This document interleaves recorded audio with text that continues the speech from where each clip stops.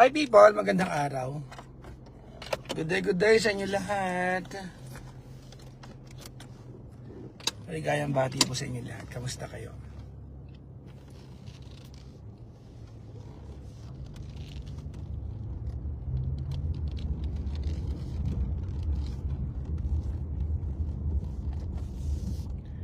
Happy Tuesday, September 17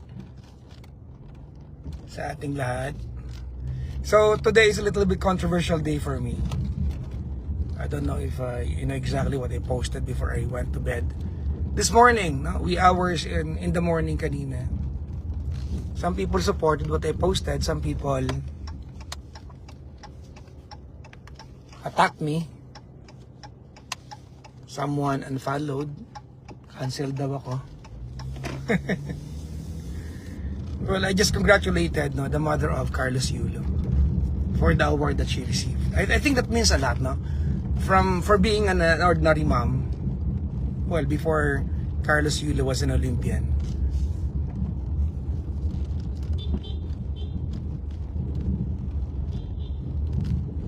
Yung makatanggap ka ng ganung award, you're going to deserve congratulations. Regardless of the criteria. May nagsabi rin sa akin na sa comment section na mas deserve pa ng nanay niya yung award kasi yung mother ni Carlos Yulo. I bet, no? Lahat ng mga nanay natin deserve naman nila yung award. With few exceptions, of course, di ba?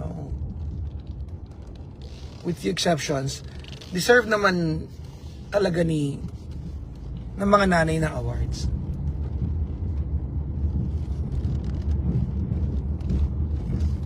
Feeling ko yung part na yan, hindi na kailangan paliwanag yan. So I'm not on the side of the mother. I am on the side na magbati silang dalawa. I'm on the side na magbati silang dalawa. Because whatever you do, ano man ang gawin natin, magnanay yung dalawang yan. Magnanay yung dalawang yan. Someone said that, I said daw na, a mother can never go wrong. I never said that. I never said that mother cannot go wrong. It's just that in all my arguments, I take special care trying to understand the point of a parent first. Diba? Looking at the welfare of the kid rather than the kid. Andun ako lagi eh. Diba? Kasi ang anak ay direct whatever you do, ang anak ay, in general sense, ay reflection ng kanyang nanay. No? Now, it's not for me to say na hindi rin naman mali, no? Yung si mother niya. Siyempre mali din, no? I mean, as a mother, you should have known better not to air your dirty laundry out there. Diba? You could have kept a facade of support for your son rather than letting everyone know that may ganun kang side. I think that's where it went wrong. But other than that, let's not discount the years that they were okay. Let us not discount the years that the mom was the home. Yung nanay yung home, di ba? Nanay yung home. Of course, di ba? All of us are proud that we have a gold medalist. No? Siyempre naman, anyone who's going to bring prestige to the country, pagmamalaki natin talaga. And sadly, contrary to that feeling, inaramdaman natin sa nanay kasi may post siya. So that's wrong. That's flat out wrong. Mali talaga yon, yung part na yan. No? Mali talaga yung part na yan. Because, alam nyo, on a personal relationships, I've been doing this advice for 20 years now. I don't say, I will never say na ako yung laging tama. I was just given the platform. Maybe I word out my thoughts more properly than some, kahit medyo bulol ako. Yeah, but I have a good train of thoughts most of the time. Sa personal kasing relasyon, may mga pagkakataon na we say things we don't really mean because we are that emotionally comfortable. And hindi ko alam kung anong tawag nito sa libro ng mga psychologist or psychiatrist. No? Because I didn't go to school for this. No? My strength in giving advice stems from my ability to listen to people. And I've heard many stories. No? I've heard many stories. Worse than this one. That they get to reconcile at the end of the day. And that's what I hope. That's what I hope. That's what I hope that naka-stop naman ako so I can look at you. That's what I hope na sana magbati silang dalawa. Now, balikan ko lang. Yung usapin ng pamilya,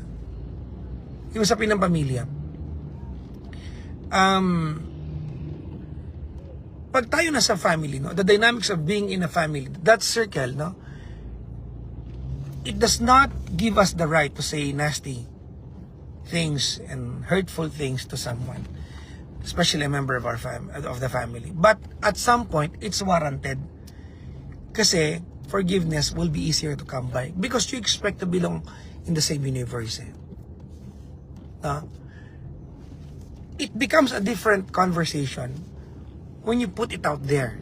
Doon nagiging mali. And I think that's where the mother of Carlos went wrong. She put it out there. She put it out there.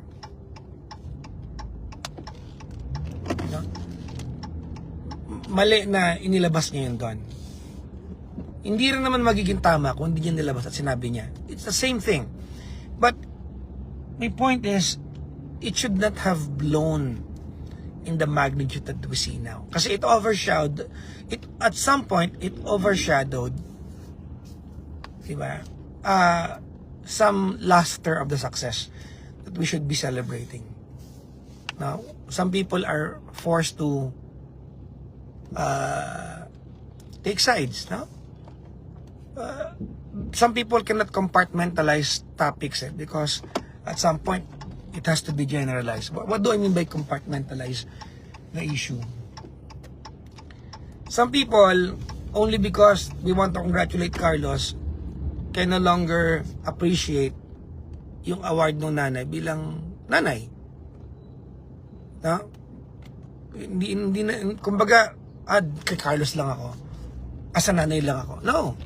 I mean, we have to see both ends. Kasi, whatever we say now, ano man ang sabihin natin sa point na ito, whatever we say, baka sabihin nyo, Papa Jackson, nag-post ka nga sa nanay sa kay Carlos Yulo. Kung kinongratulate ko sa programa ko, kay Carlos Yulo. I'm happy for the Philippines. No? Makabayan po ako. Malala akong nagmamahal sa bayan natin. No? The problem lies dun sa part na if we compartmentalize this to just being polarized, no? Team nanay, team anak ako, we will end up providing them more damages down the line. Yung ngayon, maaayos yan eh. Diba? But one thing is sure, magbabati yan. Oo. One thing is sure, magbabati yan. That's for sure, no? I'm 100 and 1,000% magbabati yan. They're going to come into terms, they will reconcile. And if that happens, na pag nangyari yun, na nag-reconcile na sila, they get to hold each other, they get to say their pieces. Oh, I'm sorry, it was wrong, I said this. I'm sorry, it was wrong, I aired this out. At okay na sila, and then they go back to the event where it happened, at mababasa nila yung masakit na comments natin, maapektuhan pa rin sila. Kasi nga, tao pa rin tayo by the end of the day. At yun ang iniiwasan ko. Alam mo, with the little voice that I have, kung makaka-apekto ako sa part niyan, so be it. Pero nung pinost ko kanina, I just congratulated. Actually, kung babasahin mo yung caption ng post ko, di ba, I recognize that we have a gold medalist that we are all proud of, and I congratulated yung nanay. It's very harmless, no? Very harmless yung yung post ko. And yet people found a way to attack the post. To attack the post, I'm okay. But to attack a person, I think medyo vague yung line na yan. That's where it becomes sad. So doon ako nalulungkot talaga. No? Doon ako nasa sad sa part na yun.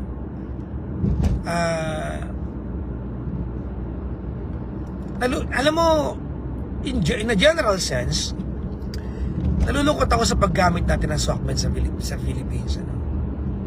Siguro I myself, for one, is guilty sa part na to. Sometimes we blur the line. But, sometimes yung mga unwarranted comments natin towards other people that we don't even know their lives, hindi natin kilala yung buhay nila, we don't know what they go through,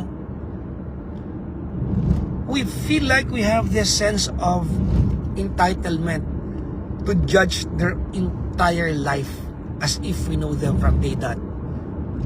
No? And this, kasi sa akin, because I give advice on air, other than this is a national issue, hindi natitigil, diba? On the other hand, it's a case study in my head. No? Case study siya sa utak ko. It gives me insights and whatnot regarding this. No? And one of the insights I have about this is that kung babasahin mo yung mga comments on many social media platforms sa issue ng magnanay, we judge the both of them as if we know their entire lives. How are they? Diba? How are they before sila before they were in tatters, no? Bago sila nag-away. Ginudge natin yung part na hindi natin alam. At pag alam natin that couple of years ago, okay naman sila. Diba? We choose not to include that in an argument just to fit the narrative. So we just cherry pick. No? By the end of the day, alam nyo bilang mamamayan, if we can, this is where it becomes wrong. Sa akin lang because I do not hold the moral high ground of what's right and what's wrong. Of course, we all have our own say. Kasi nga, empowered naman tayo lahat dahil may social media. Now, if we as a nation can come together to celebrate the gold medal, we should have been more sensible enough to come together, not to fan the flame para mag-away sila lalo. Nakuha niyo, I don't know if I'm making sense, no? I mean, if you don't like the mom, so be it. Hindi ko naman pipilitin. I don't know the mom personally. Naman siya kilala Diba? But, I believe that if I say any nasty things about the mom, wala naman akong gusto sabihin masama sa nanay. No? But even if, say for example, I'm on the other side of the fence and I say nasty things about the mom sa nanay, no?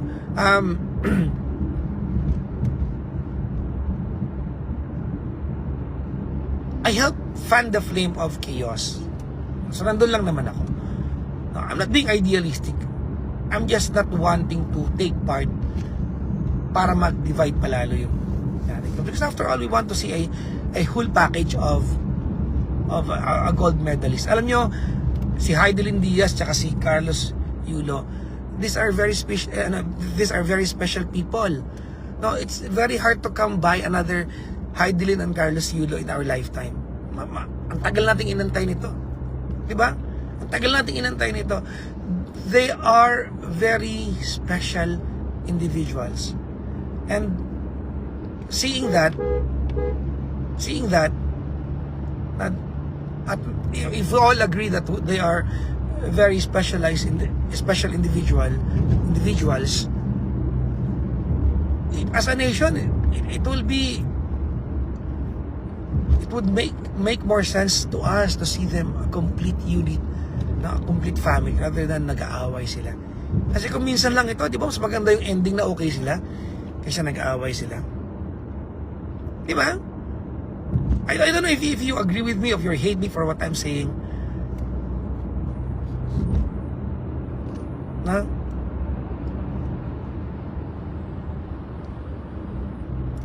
Pero mas mabuting down the line, 10 years, 20 years. Ito yung alam mo, feeling ko, kung meron man akong sabihin sa mga tao na mabasya, either any of them, is that please have the foresight, no? The foresight and knowledge that down the line they will be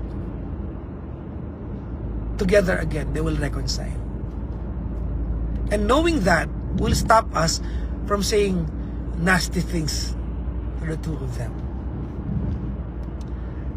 Minsan yung impulse natin to make a comment, diba, is so damaging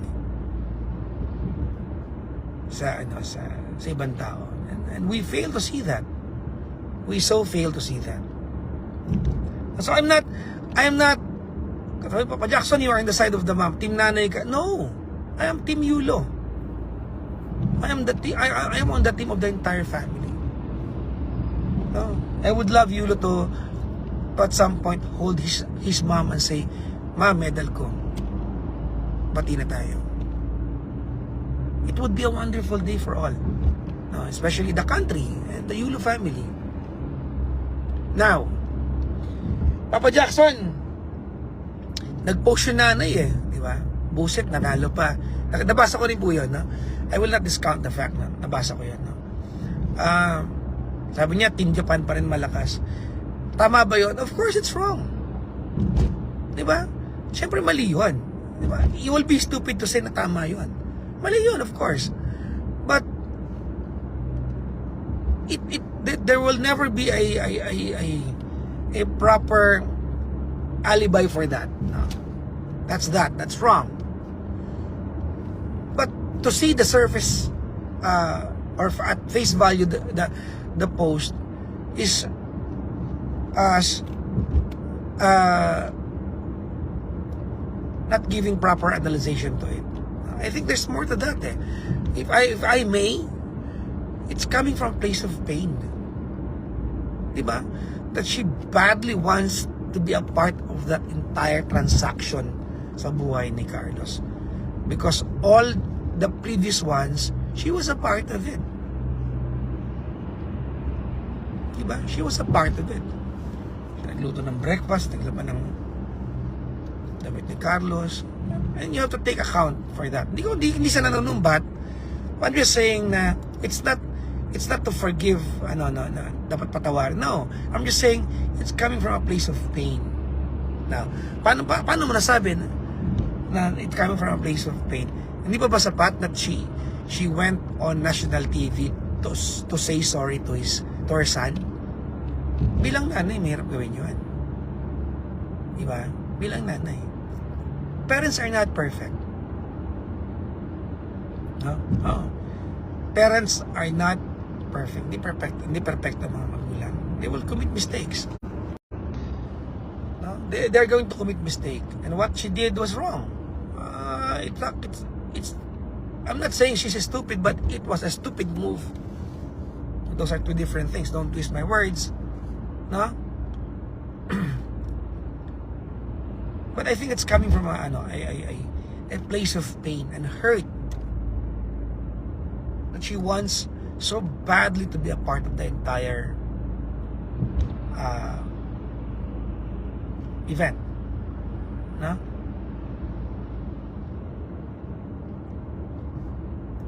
And let's not also forget that other than Carlos, the parents raised other siblings who turned out okay.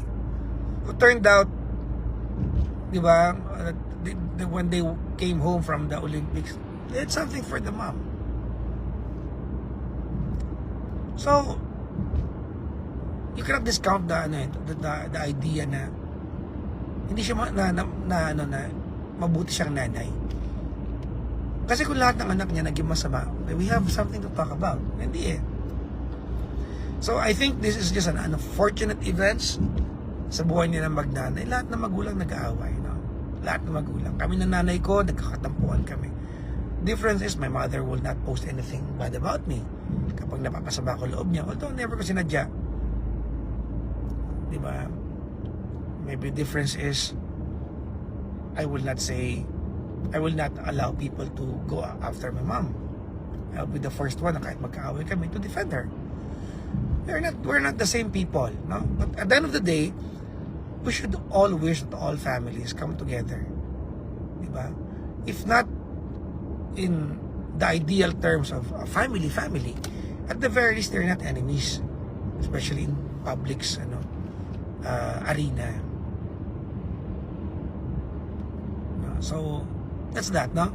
Nilive ko lang ito kasi akala nung iba, tawag nito, I'm Team Nanay, I'm Team Yulo. Ulitin ko, Carlos Yulo is a very special person. It will take decades, di ba, for someone like him to come by. Di ba? Siguro in my lifetime, swerte ako, ha? So in my lifetime, dalawa ang nakilala ko, di ba, who represented our country, naka-gold medals. Although, lahat ng atleta natin nag-gold o hindi, proud tayo diyan kasi kinakatawan nila yung bansa natin, di ba? Nag-gold o hindi, di ba? We should be proud of them. Pero yung mag-gold, di ba? It's another celebration for us as a country. Teka lang, tignan ko lang yung maps ko po, ha. So yun lang, no? Ako, I'm already here. I'm already part of the argument. Ang wish ko is that they reconcile as soon as possible time. You know what? Today is, this month is September, no? And kung makakarating to sa kay Carlos at sa nanay, no? I-try nyo magkita nang wala sinasabi at magyakap lang and then just go your own way. Because the sense of touch of a son to a mom, to a mom to a son, will do wonders and magic. Oo. Kasi kung hindi nyo alam yan, I'm sad for you. Diba? Especially yung mga lumaki na never nakilala yung magulang. Malungkot ako para sa inyo. My heart is broken for you. Because I should know, for one, that it does wonder. I'm that to my daughter, I'm that to my mom. Diba? So yun, no? Kung makakarating man to, hindi ko naman kilala yung Yulo family niya. No? I'm a fan of Carlos, diba? And I am an admirer, diba, of Carlos Yulo for his achievement. And at the same time, ako ay natutuwa para sa nanay, diba? Kasi kung tayo nga, wala man tayo kinalaman Carlos Yulo, proud tayo sa kanya, nanay pa kaya. Although it didn't come out, diba, the way it should have came out, but diba, that's that. Anyways, yun, to Carlos, I hope that you and your mom gets reconciled very soon. Ako, as a stranger in your life, diba, wag mong, maybe this will be coming from a place of bias, no? But sa part na to, you can bash me all you want, no? Maybe this will be coming from a place of bias, but teka lang guys,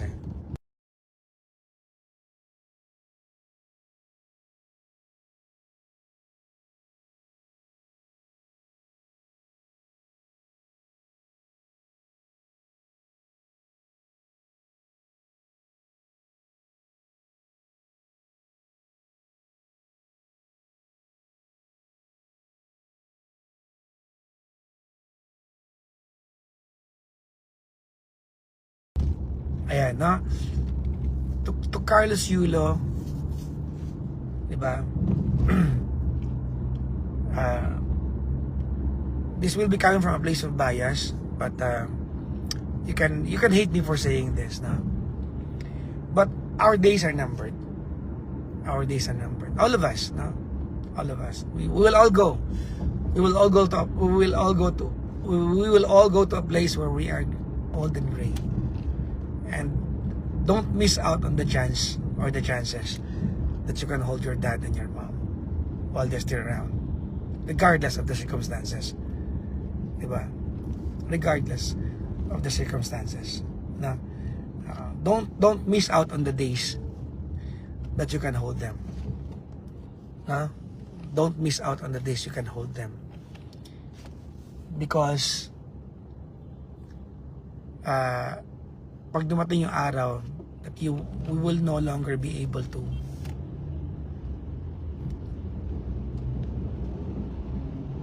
wala na makakatulog sa atin nun. It will be just a baggage of pain will have to carry on. Kay Mami Angie naman, I guess it has come to a point in time wherein you have to respect your son as an adult, diba? And not fan the flame publicly. Nonetheless, diba, you have raised an Olympic medalist. That counts for something. That really counts for something. So yun lang. Hope you guys, if you hate me, kaya ng mga may nag-comment pa sa akin na cancel daw ako, unfollow daw ako. If you hate my positions, di ba? Go. You can unfollow me if you want, all you want. Di ba? If I contribute to the toxicity of your timeline, please unfollow me. Di ba? I am humbly asking you. Di ba? If you care to stay sa aking profile and see, di ba? My humble adventures in life, what I do, whether you support it or just a bystander watching it from a distance. Thank you then. Thank you then. Thank you then. This is how social media works. Ingat po kayo. Have a happy Tuesday, everyone. I hope we are all okay. Diba? And whether we are not, I hope we have the strength to be okay. Ingat po kayo. Mag-ingat palagi at salamat sa panonood. Bye-bye, everyone.